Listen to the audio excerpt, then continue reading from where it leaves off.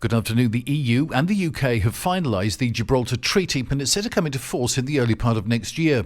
Experts from both sides have finalised the legal texts that set out the terms of the new relationship between the EU and Gibraltar after Brexit, which is another step towards the ratification of the future treaty that is yet to be definitively approved. The agreement will put an end to the Gibraltar border fence that has marked the relations between the Rock of Gibraltar, the Campo de Gibraltar, Andalusia and ultimately Spain itself.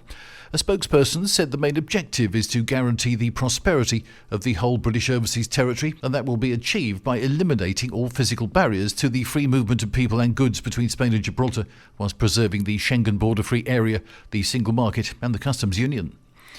Part of the ownership of the UK's Newcastle Airport has been sold to a Spanish firm in a multi-million-pound deal. InfraBridge, which had owned a 49% stake in the airport, has sold just over half of it to Aena International.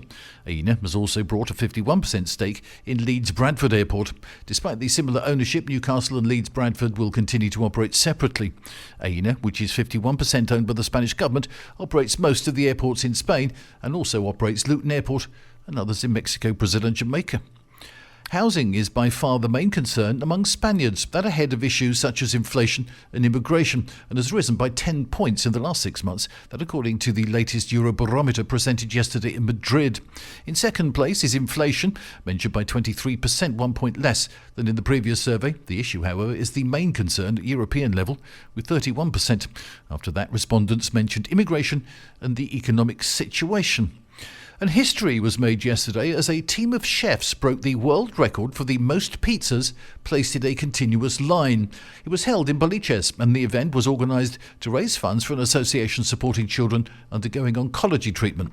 The culinary feat began at 10 a.m, and to gain the title, around 30 professional pizza makers worked tirelessly across 5 specialist ovens to surpass the previous record of 2,059 pizzas that was set in Dubai just a year ago.